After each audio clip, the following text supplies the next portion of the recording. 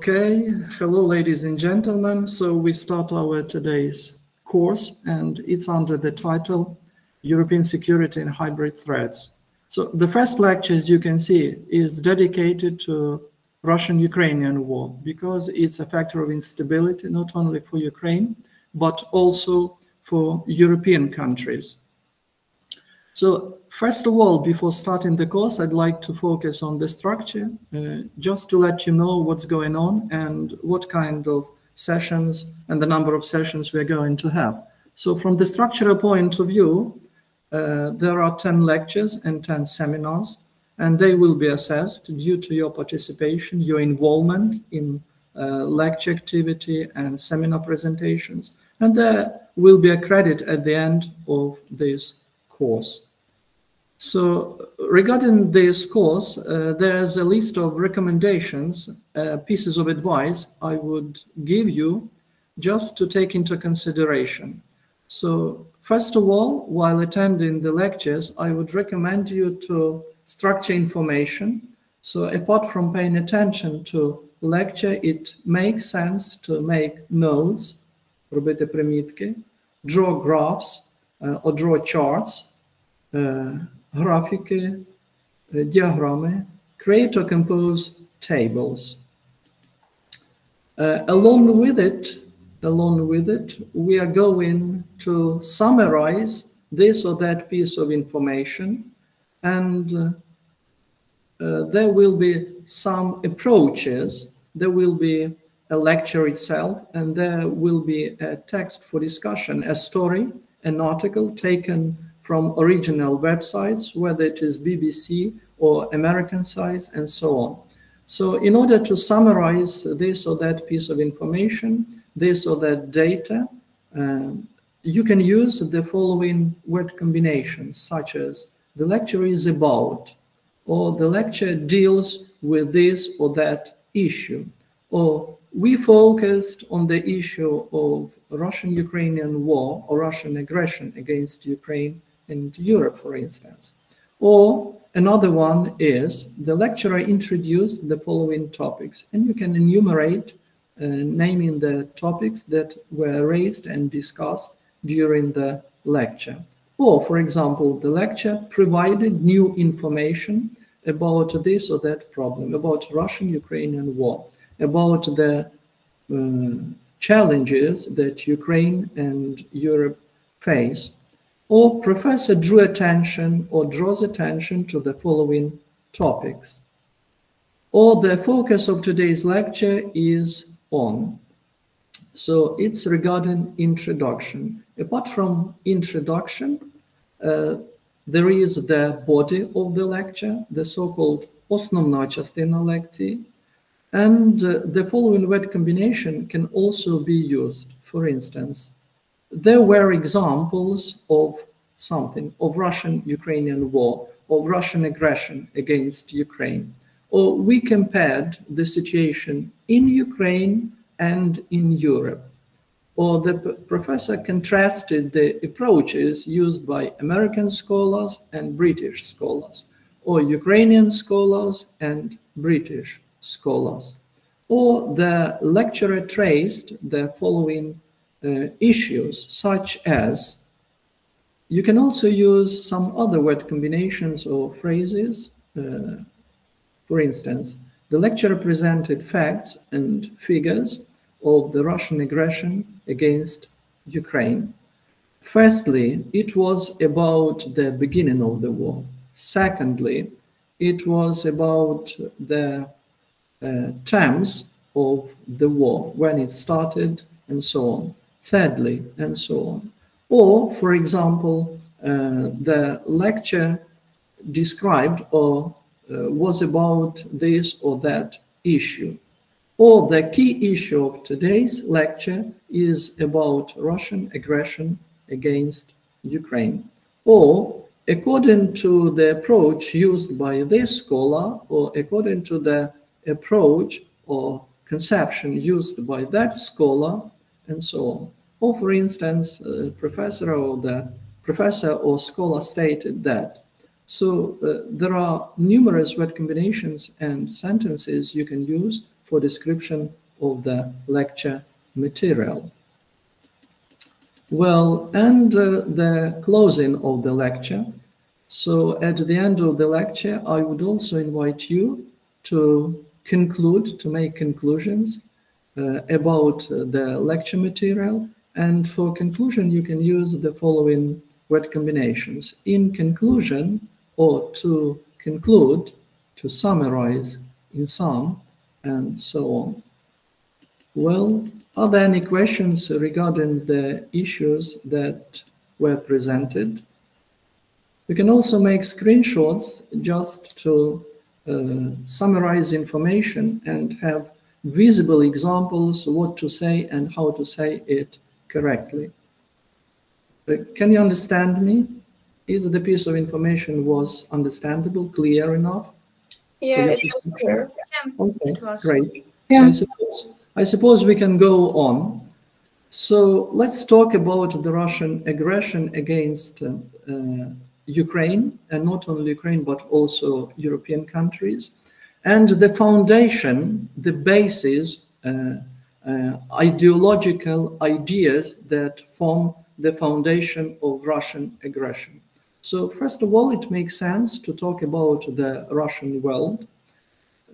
At the beginning of the 21st century, the Russian Federation, strengthening its military potential, its military might, and the Putin authoritarian regime of power was trying to influence international relations and the formation of the foundations of the modern world order.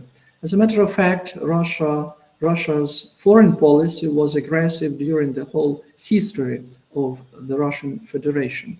And the political matrix in implementing its plans in the post-Soviet space, I suppose you remember that the Soviet Union dissolved in 1991, and as a result, newly independent states were formed, including Ukraine.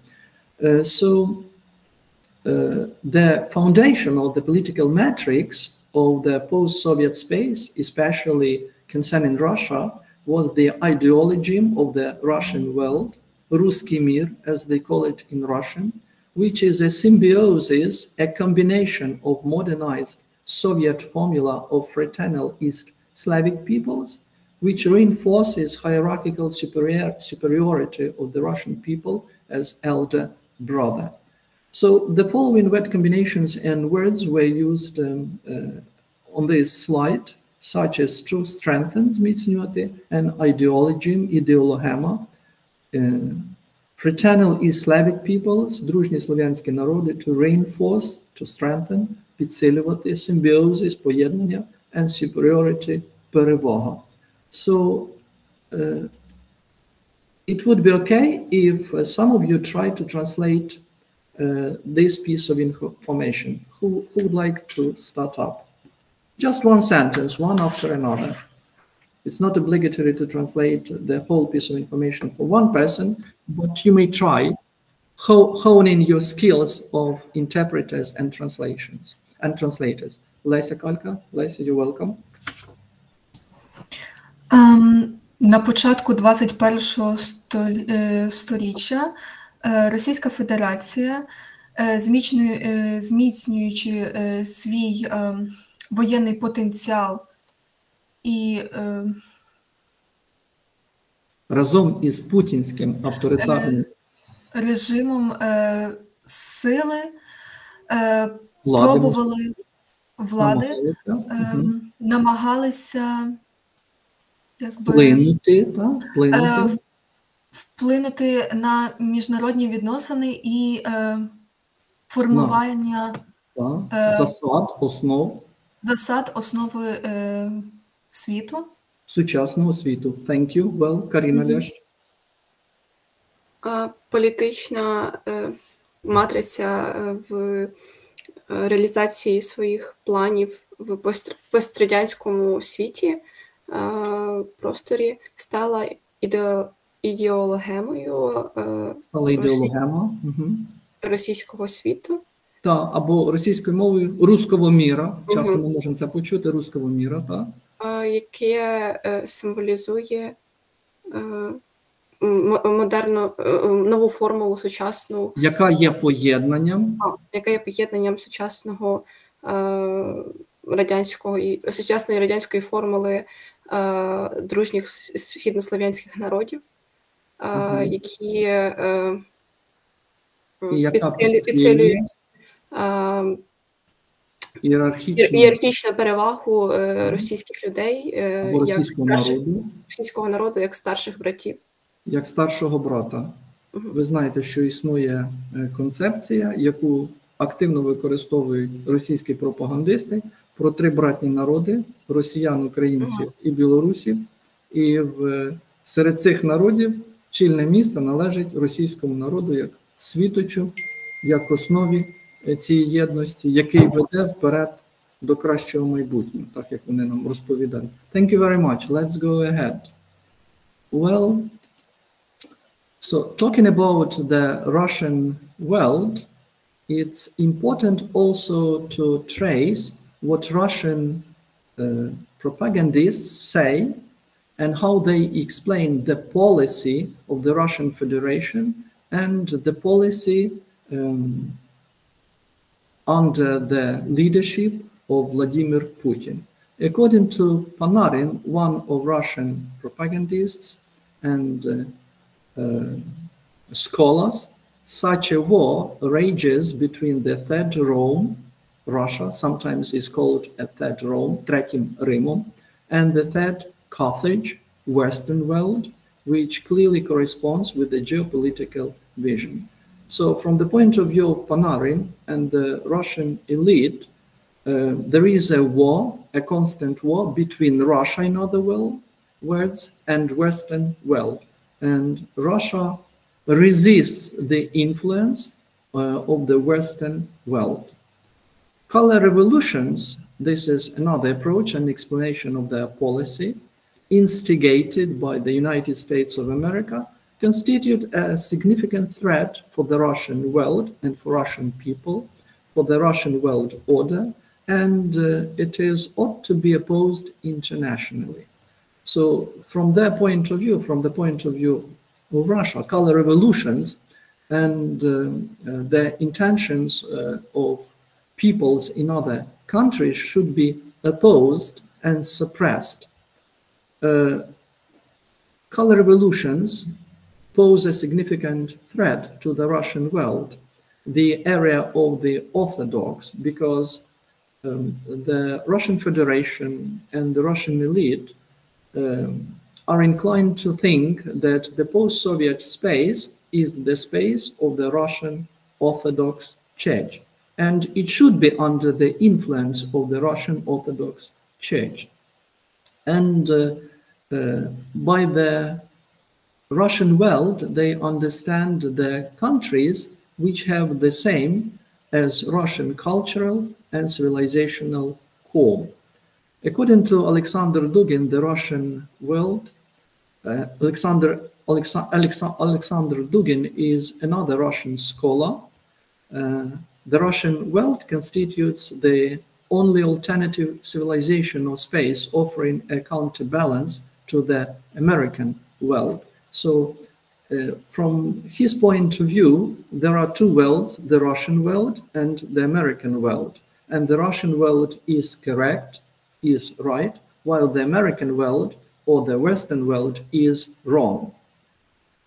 So you can see the word combinations that were used in this piece of information, such as war rages, війна відбувається, триває, corresponds with the geopolitical vision, відповідає геополітичному баченню, instigate, підбурювати, pose a significant threat, стати значною загрозою, the orthodox, or the orthodox encompasses, православ'я охоплює, a core, основа, a counterbalance, противага. Well, who would try to translate this piece of information on this slide? Дарина Близнюк, welcome. Згідно до думки Панаріна, війна відбувається між Третім Римом Росією і Третім Карфагеном, як вони називають його? Це Карфагеном, східним світом. західним. Західним світом. Західним світом. Або західними країнами, іншими словами. Західними країнами, які чисто кореспондент з геополітичним... Які чітко відповідають до геополітичної версії, геополітичному баченню Росії або Російської Федерації. Thank you, Дарина. Well, Ольга Поліщук. Кольорова революція. Color revolutions, plurality. В множині, так? Кольорові революції. Кольорові революції. І підбурювані. Підбурювані, так, якоїсь країни, як вони стверджують. Становлять... Якою країною підбурені вони, Оля? США. Instigated, так, підбурювані США, те, що росіяни стверджують, що кожна революція, яка відбувається в якійсь країні, це все діяльність Сполучених Штатів Америки, так. Становить значну загрозу для Росії, для росіян, так. Для російського світу. Так. І їм слід чинити опір. По всьому світу. На міжнародному рівні. Або на міжнародному рівні. Дуже добре. Окей, thank you. Well, Ірина Дудач. Вони можуть стати значною загрозою для російського світу. Територія, на якій сповідується православ'я, має... країни, які мають спільне з Росією культурне і цивілізований фон, основу спільно, так. Згідно з Олександром Дугіним, російський світ... Ірина, thank you. That will do for you. Somebody else will do it. Okay. Дар'я Демчук.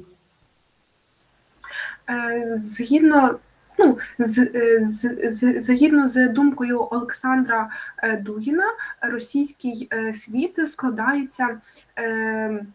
складає єдину альтернативу цивілізації або простору, пропонуючи противагу для американського світу. Для американського світу. Отож, ви бачите, що росіяни, Російська Федерація, вони розмежовують і ділять світ на російський світ або руський мір і американський світ або західний світ. Однак парадокс полягає в тому, що діти російської еліти, посадовців, високопосадовців, політиків російських, які обіймають більш вищі, нижчі місця в ієрархії, всі вони навчаються і проживають за кордоном.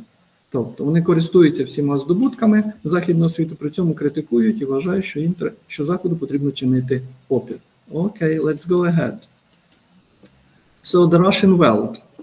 The Russian world, or Ruski Mir, as it sounds in Russian, is a concept and a political doctrine usually defined as the sphere of military, political, and cultural influence of Russia. So it's a vague term, a kind of an abstract term, mostly used to refer to communities with a historical, cultural, or spiritual tie to Russia. And the concept of Ruski Mir, or Russian world, became the basis, the foundation for Putin's Russia expansionist politics.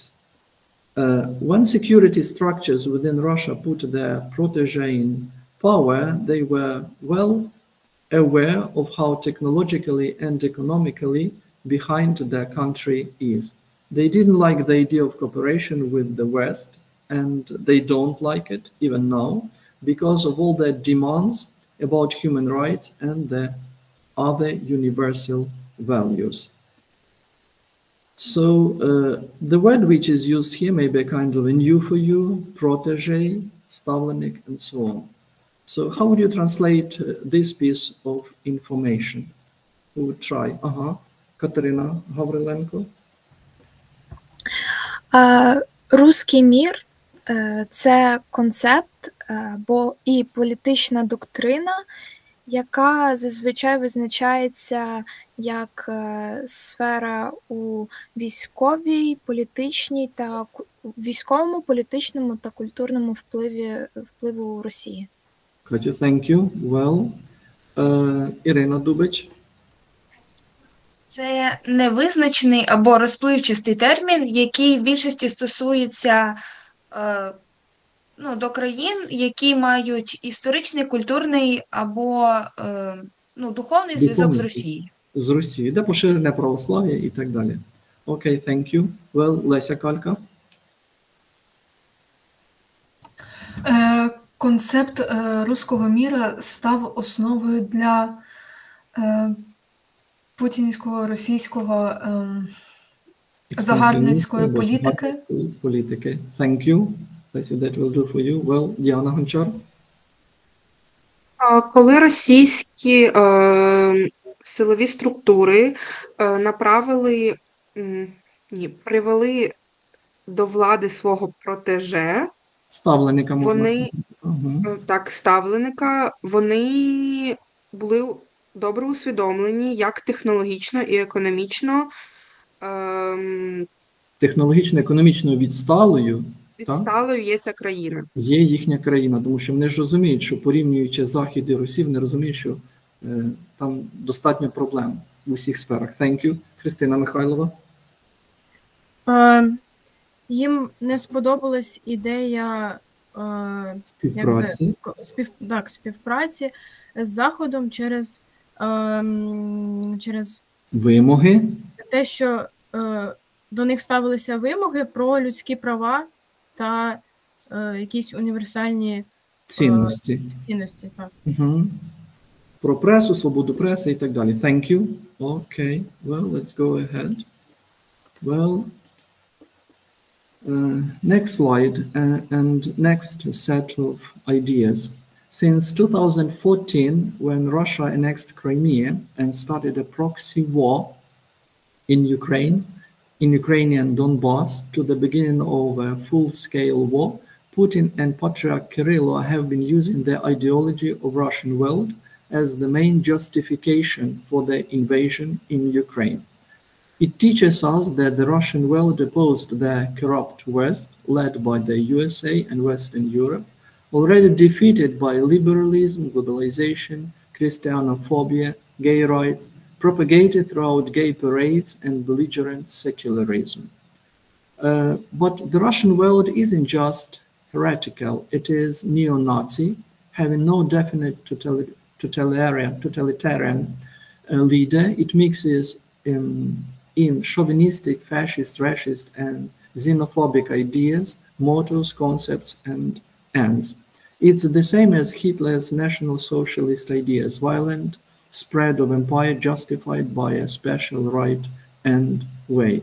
So talking about the words and word combinations that were used, they are as follows: belligerent secularism, wojowniczy świeckiizm, heretical heretyczny, and so on.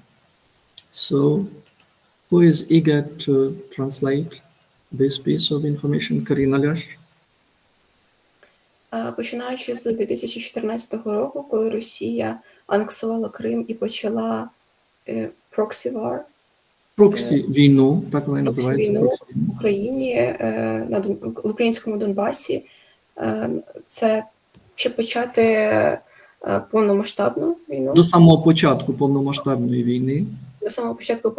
війни Путін і Патріарх Кирило використовували ідеологію руського міра як основне виправдання для вторгнення. Окей, thank you. Well, Леся Калька. Воно навчає нас, що руський мір протиставляє корумпованому Заходу, який очолюють Сполучені Штати Америки і Західної Європи. Уже є переможений лібералізмом, глобалізацією, християнофобією і ЛГБТ правами та яка насаджується пропагандується на через гей-паради і войовничу свідкістю. Окей, thank you. Well, Анастасія Жигуліна.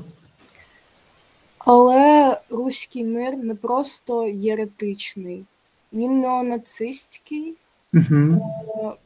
не маючи певного тоталітарного лідера.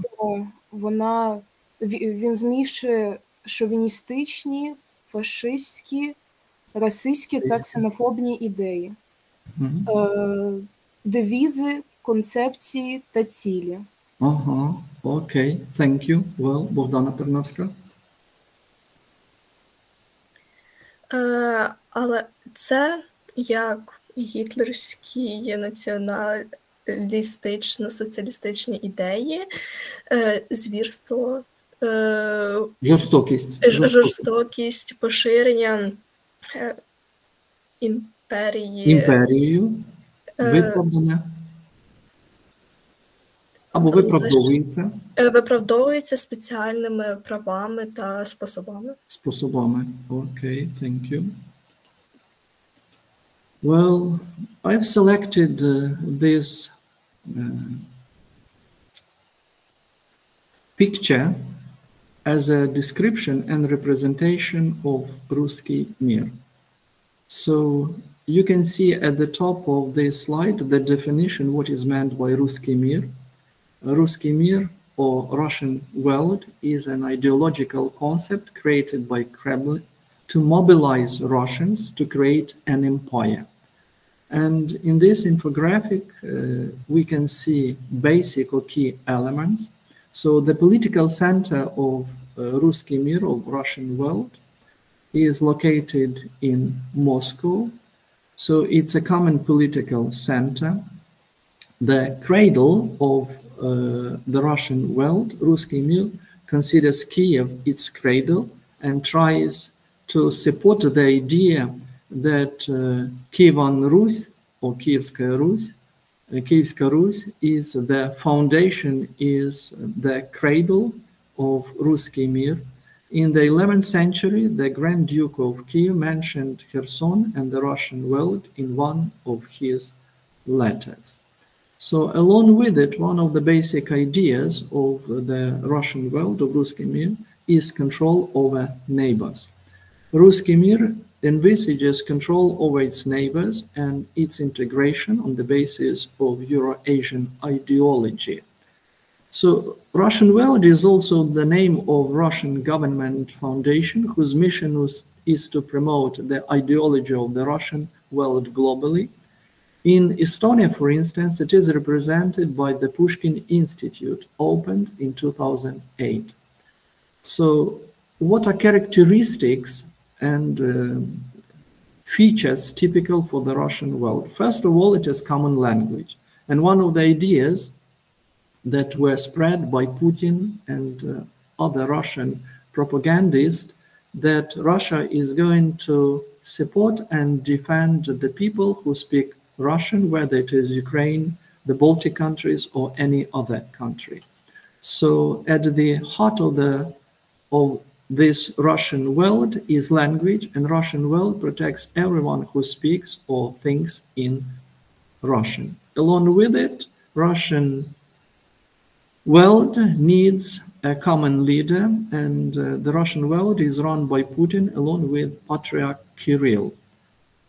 So from that point of view, it should be one nation, and the bearer of Russian civilization is the great Russian nation, Russian people.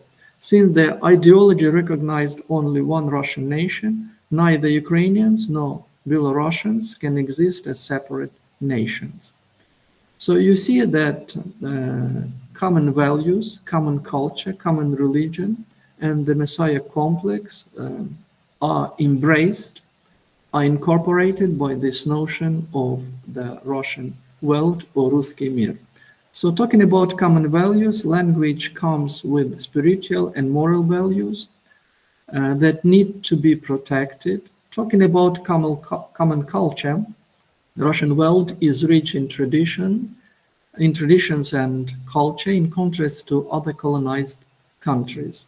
So talking about religion, the people of Ruski Mir have one religion, it is Orthodox Church. All of them are under God's care.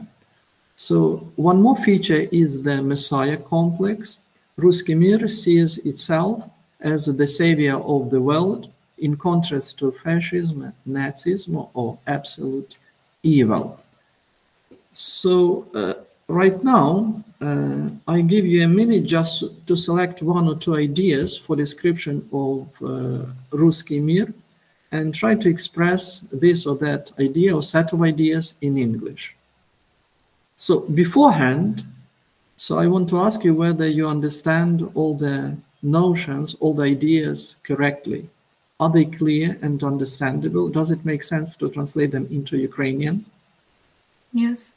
Yeah? Okay. Yeah. So who is eager to start up translating? So select a sentence and provide translation. Who would like to start up? Lesa Kolka. Common culture, тобто культура. Спільна культура, common. Спільна культура, так. Okay. Руський мір є багатим стосовно традицій та культури у контрасті до інших колоніальних країн. Okay, thank you. Well, Lesa, that will do for you. Ірина Дубич. Комплекс Месії. Росія виступає як борець із нацизмом та фашизмом під час Другої світової війни. Okay. Well, thank you. Well, Андрій Форощук. Common religion. Спільна релігія. Народ руського міру має одну релігію, всі вони під захистом Бога. Okay, good for you, thank you. Анна Ярмолка. Common language. В основі руського міра лежить мова. Руський мір захищає всіх, хто говорить і думає російською. Okay, thank you. Well, Дар'я Демчук. Одна нація, якби правитель російської цивілізації, це великий російський, це велика російська нація. Від початку цієї ідеології, яка впізнає одну єдину російську націю. Це є ні українці, ні білоруси, які можуть існувати як окремі нації. Окей, окремі народи. Thank you. Well, Богдана Тернавська. Спільні цінності. I can see. Мова походить з духовним та моральними цінностями, що I can see. Мова супроводжується, так? Або мову супроводжують духовні і моральні цінності і потреба бути захищеними. Тобто цінності, російські цінності треба захищати, використовуючи що? Зброю, звісно. Окей, thank you. Марія Зарубна. Common language. Серце Росії знаходиться в мові, і російський потенціал знаходиться говорить про Росію. Російська мова. В основі російського міру є мова, і руський мір захищає кожного, хто говорить чи думає на російською мовою. Okay, well, thank you. Let's go ahead. So what about the attitude of the Russian Federation, of Russia and Putin to Ukraine? So Russian government assigns a key place for Ukraine in their plans for recovery of post-Soviet empire. You know that one of the ideas declared, stated by Putin, is the recreation, renewal of the former Soviet Union. And throughout its history, Ukraine was a powerful resource for Russia. It was military, industrial, and spiritual donor for Russia. So strengthening the state independence, Ukraine has become a challenge to imperial consciousness and psychological trauma for the Russian imperial extreme nationalists. Almost immediately after the collapse of the Soviet Union, it happened in 1991, Russian Federation was talking about Ukraine as a temporarily lost territory. So what about word combinations that were used in this piece of information? Assign a key place, визначити ключове місце, recover, відновлення, strengthening, зміцнюючи, become a challenge, стало викликом, imperial consciousness, імперська свідомість, immediately, відразу, temporary lost territory, тимчасово втрачена територія. So how would you translate this piece of information? Ольга Поліщук? Олю? Російський уряд визначив ключове місце для України в їхніх планах для відновлення постсовєтського Пострадянського, да, або постсовєтського, можна так сказати, так. Простору або імперії, так, або імперії. Thank you. Юлія Луцькова. Протягом усієї своєї історії Україна була потужно ресурсною і військово-промисловним і духовним донором для Росії. Тобто вони використовували весь потенціал. Thank you. Ірина Дубич, yes. Зміцнюючи свою незалежність, Україна стала викликом для імперіалістської свідомості та психологічною травмою для російських імперіалістів, що є екстремально налаштованими, екстремальними націоналістами. Окей, thank you. Well, Катерина Гавриленко. Майже одразу після розвалу Радянського Союзу влада Російської Федерації говорила про те, що обговорювала Україну як тимчасово загубленою територією. Окей, well, thank you. Let's go ahead. Well, slowly we have come to the event of 2013-2014 when the aggression of Russian Federation against Ukraine started. So in February of 2013, Russian President Vladimir Putin signed a renewed concept of foreign policy. And this concept outlined by a separate item for Ukraine, which should develop only within the Commonwealth of Independent States. And in this document, Putin and Russia occupies a dominant position. On this basis, Russia launched an unprecedented large-scale measures to prevent Ukraine from signing an agreement with the European Union. And Russia initiated hybrid warfare against Ukraine in order to turn it into a non-functional state. Due to the fault of Russia, a military conflict has started, and it has been continuing in the east of Ukraine.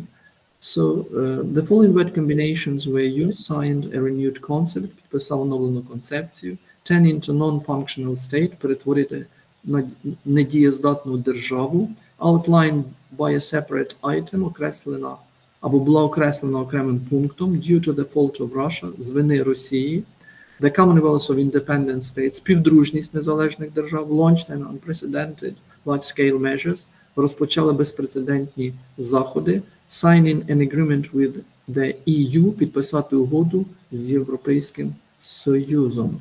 So what about translation? Who would try? Yes, Anna Yarmolka. Anna, you're welcome. У лютому 2013-го президент Росії Володимир Путін підписав оновлену концепцію зовнішньої політики, в якій окремим пунктом було визначено, що Україна має розвиватися лише в рамках співдружності незалежних держав, де Росія займає домінуюче становище. Thank you, Anna. That will do for you. Okay, somebody else will. Христина Михайлова. На цій основі Росія займає позицію домінанта, Ага. і вона розпочала На цій основі Росія розпочала безпрецедентні заходи, якісь великі заходи, щоб запобігти вступанню України в ЄС. Вступу Росії і підписанню домовленості або угоди з Європейським Союзом. Thank you. Андрій Форощук. Росія ініціювала гібридну війну проти України для того, щоб перетворити її у неспроможну державу. Так, окей, thank you. Well, Дар'я Демчук. Через провину Росії армія, конфлікт армії почався, військовий конфлікт розпочався і продовжується на сході України. На сході України. Окей, thank you. Well, so talking about that period of time, 2014, Russia started, as it was said, hybrid and information warfare against Ukraine. And the first event that attracted attention of Russia was the Euromaidan. In the period of Ukraine's pro-Ukrainian foreign policy, reflected in advanced works of the EU Association Agreement, Russia intensified information warfare in order to prevent the agreement from being concluded. And the whole Russian information space was filled with threats for Ukraine ensuing from the documents regulations. Images of the fall of Ukrainian industry, growing unemployment, and the bankruptcy of the state were presented.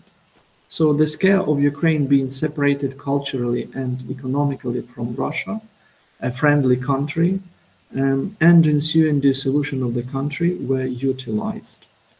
So it means that Russia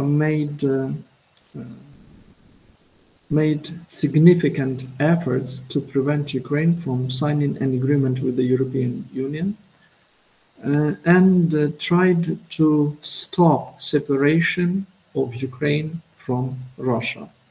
So the following word combinations are being used, reflected in advanced works, відображені в працях, in order to prevent the agreement, для того, щоб попередити угоду, threats, загрози, ensuing from the document, що випливає з документу, images of the fall of Ukrainian industry, образи або картини падіння української промисловості, scare, страх, ensuing dissolution of the country, як наслідок розпад країни, and utilize, використовувати.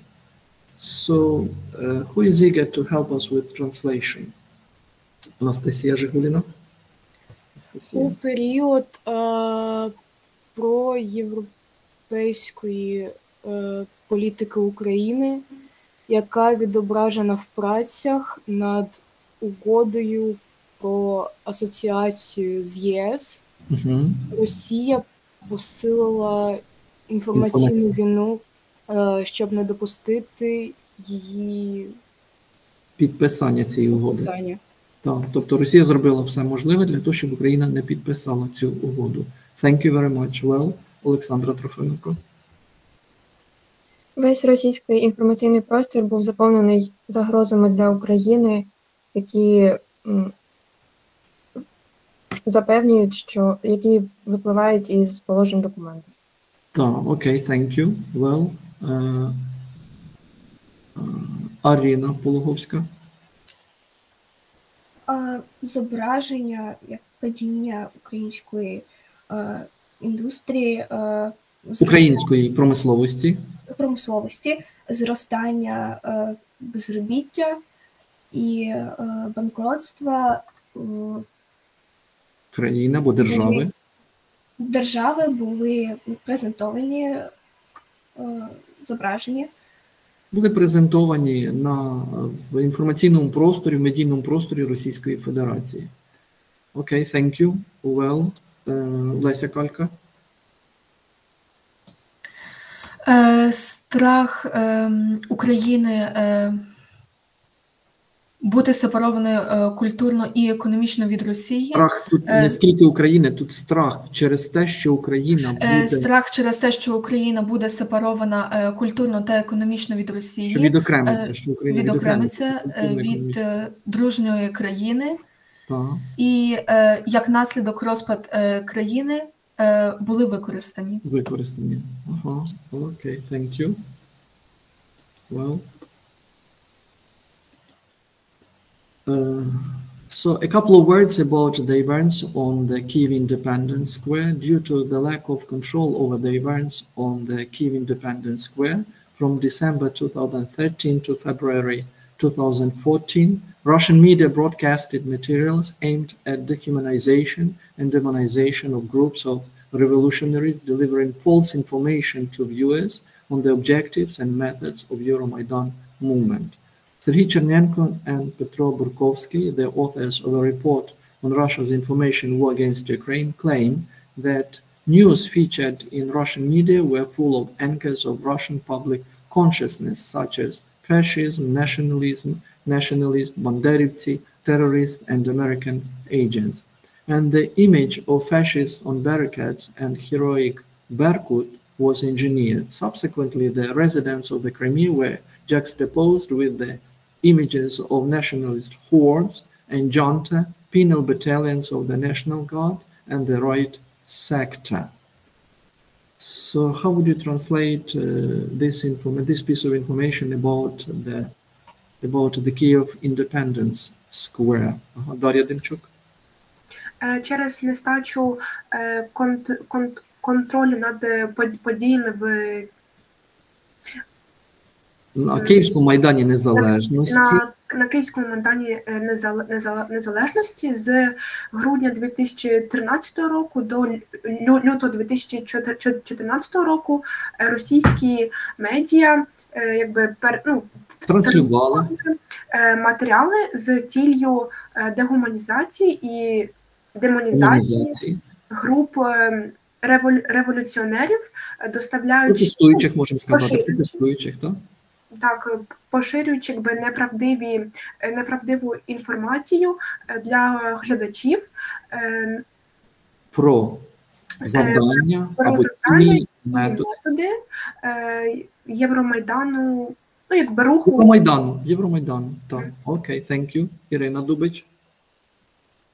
Серхій Черненко та Петро Букворський, автор репортажів на російської інформаційної війни проти України, стверджують або заявляють, що новини, які з'являлися на російських медіа, були повні якорів російської публічної свідомості, такі як фашизм, нацизм, націоналізм, бандеризм, тероризм і американських агентів.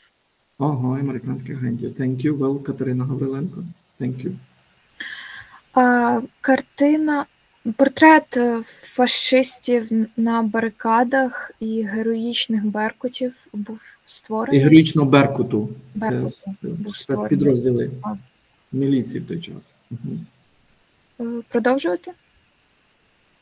Was engineered, як ви переклали, бо я прослухав. Був сформований, створений. Були сформовані, так, образи були сформовані. Thank you. Well, Марія Возняк. Резиденти Кремля сформували образи національних зрештою, та жителі Криму, Кримія. У жителів, зрештою, вони сформували образи націоналістичних орд і хунти. І ще кого? Penal battalions. Якісь батальйони національної армії. Так, націоналістичні. І правого сектору. І правого сектору. Тобто це все ті образи, які були сформовані російськими пропагандистами. Окей, thank you. Well, So talking about Ukraine and describing Ukraine in Soviet media, in Russian media space, they clearly differentiated between two opposing sides. So they used basic ideas about voluntary battalions, opolchenцы, and penal battalions, karateli, and in this way, Russian mass mentality was reached and associations with the Second World War made. So they tried to appeal to the reminiscences, to the memories about the Second World War. And as a consequence, Russian society perceived the conflict as the fight of good versus evil. So Russians and voluntary battalions, opolchenцы, were good, while Ukrainians who protected their country were evil. So the voluntary battalions were depicted as contrasted the fascist Ukrainian penal battalions. And the fact that Russian media closely cooperate with secret services and assist them in accomplishing their objectives is noteworthy.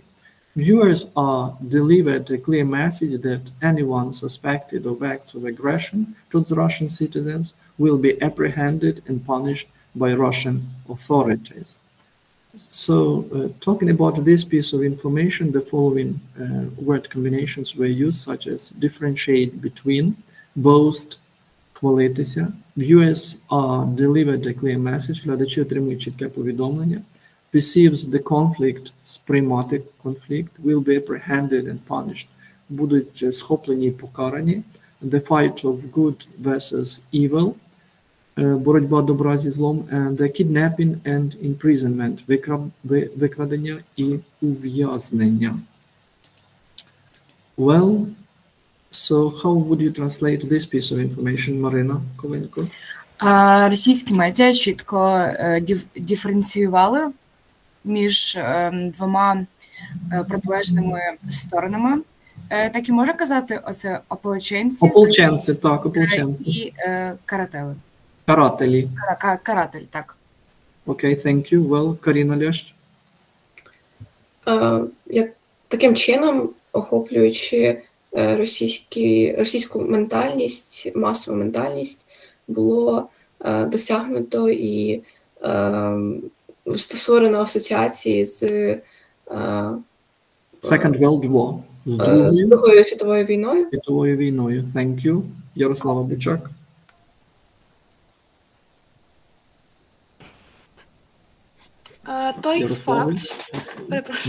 Той факт, що російські медіа близько співпрацювали з таємними службами та допомагали їм у досягненнях їх завдань в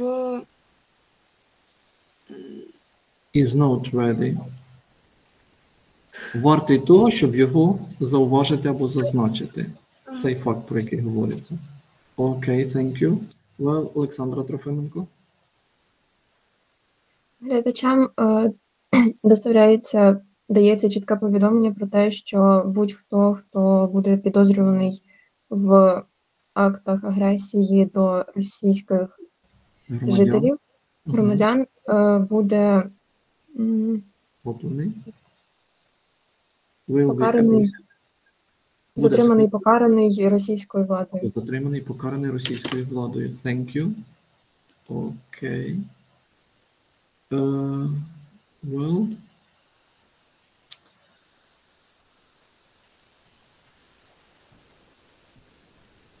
I skip several slides just to go straight.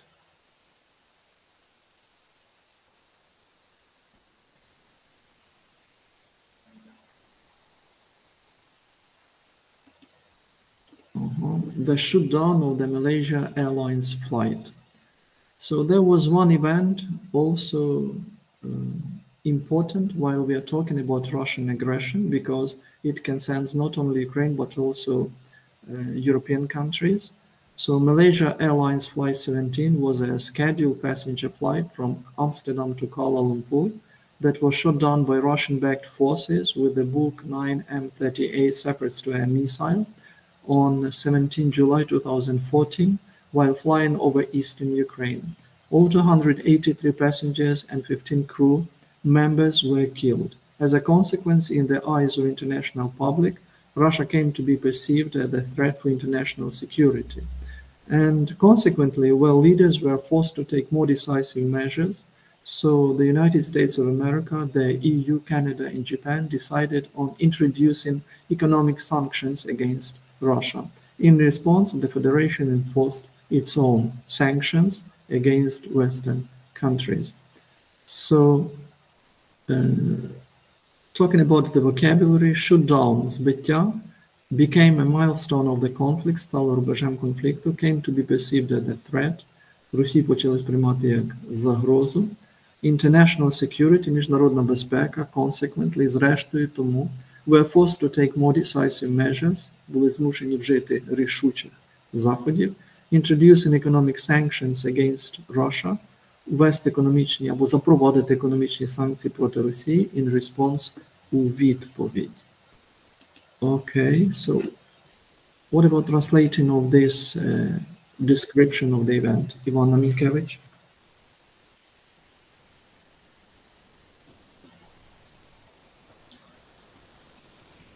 Іванна, can you hear us?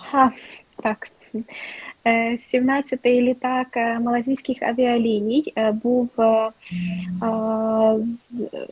пасажирським літаком плановим з Амстердаму до Куала-Лумпуру, що був збитий російськими силами.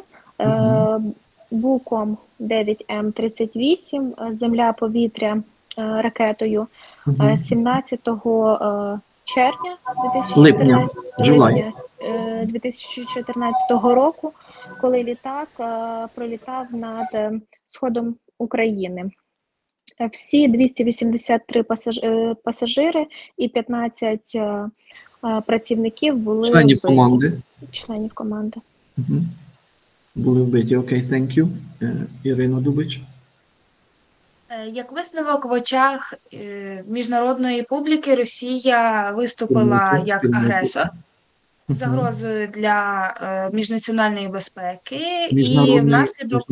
Міжнародної безпеки. Так, міжнародної безпеки. Окей, that will do for you, thank you. No, that will do, thank you. Дарина Близнюк. Як висновок, світові лідери вирішили звернути більше уваги на... Були змушені to take more decisive measures. Зробити більші, типу, як я пояснити? Зробити більші міри? А внизу є написано, я читав ці словосполучення, ви не звертали увагу, ні? Я ж їх виписав для того, щоб ви могли їх використати.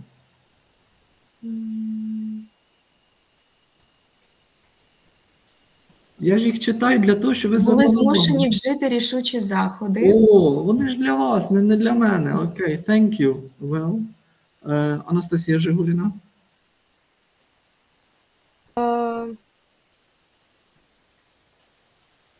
У відповідь Федерація домоглася свого. Окей. The USA, the EU, Canada and Japan. США, ЄС, Канада та Японія ухвалили рішення запровадити введення економічних санкцій проти Росії. Проти Росії. Thank you. Христина Михайлова. In response. У відповідь Федерація запровадила власні... Мається на увазі Російська Федерація запровадила власні заходи. Санкції проти західних країн. Окей. Well, Russo-Ukrainian war. So slowly we have come to the point when we are going to talk about the Russo-Ukrainian war. So the Russo-Ukrainian war is an ongoing international conflict between Russia alongside Russian-backed separatists and Ukraine, which began in February of 2014.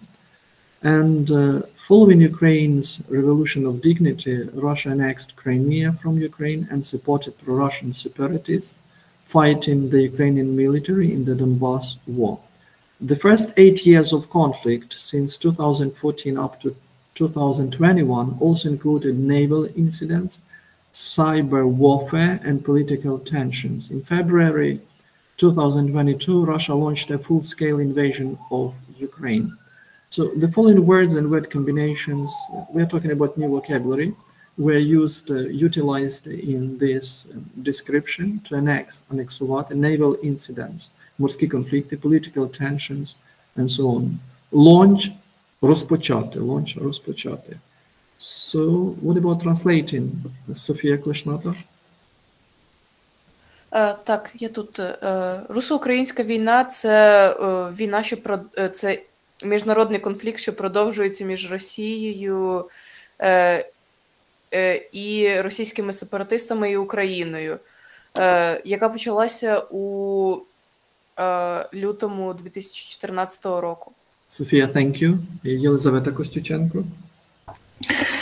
Після Революції Гідності Росія анексувала Крим з України і підтримала проросійські сепаратистські російських сепаратистів. Так, на Донбаському конфлікті. Які воювали проти українських збройних сил на Донбасі, можна сказати. Окей, thank you. Дар'я Демчук. Перші 8 років конфлікту також включали морські конфлікти, кібервійну і політичні конфлікти. Thank you. Well, Леся Калька. В лютому 2022 року Росія розпочала повне вторгнення в Україну. Повномасштабне вторгнення в Україну. Окей. Well, I suppose that for today's first lecture we can wrap up, we can stop. So I'll give you 1 minute just to think for a while about today's lecture, and I invite you to summarize what issues were discussed, what we were talking about during this first lecture.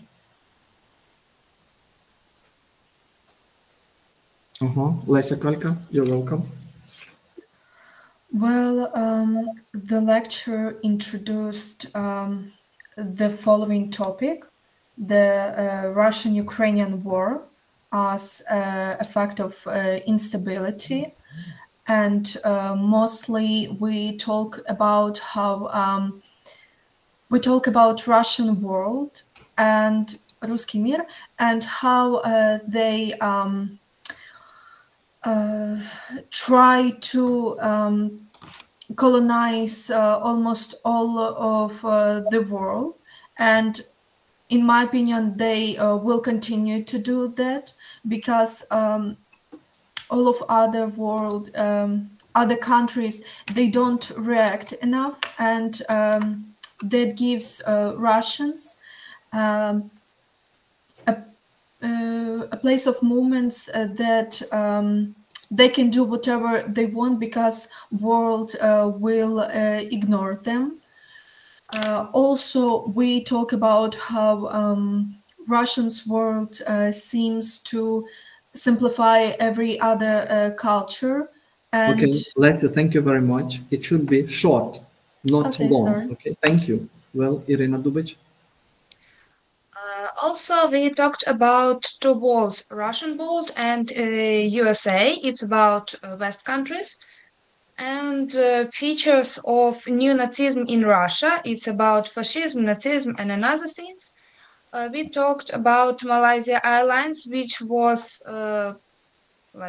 shut out by Russia, and sanctions Russia had from West world.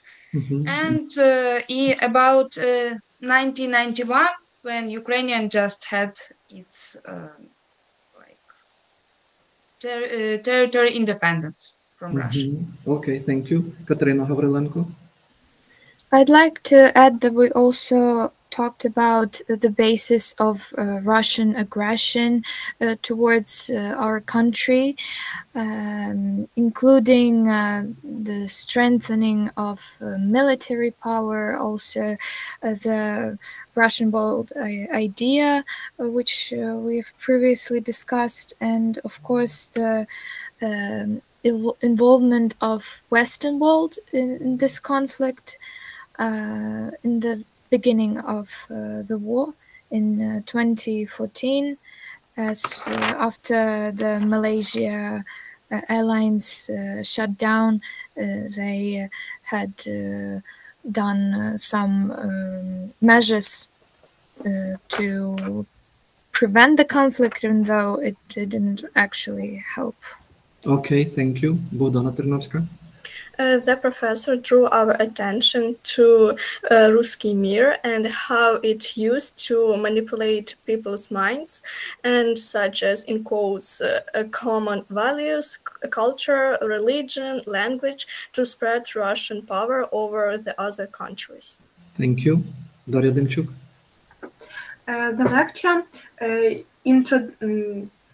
The lecture provided us with new information about the occupation of Crimea and how we started the warfare towards Ukraine from Russia and the plans of Russia towards Ukraine. Thank you. Karina Ryash. The lecture deals with Russian-Ukrainian war as a factor of instability, and we were talking about the reasons and factors which influence on the people's consequence, and also, for instance, such factors like religion, Orthodox religion, which makes people believe that in Russian world they need only to believe in one God, in one religion. Thank you. Well, Karina, that will do for you. Okay. So I suppose we can stop now, all right, and have 10 minutes break just to drink something, water, tea or coffee, and then we'll go on at 12:20, okay? Thank you very much. Hope to see you during next lecture.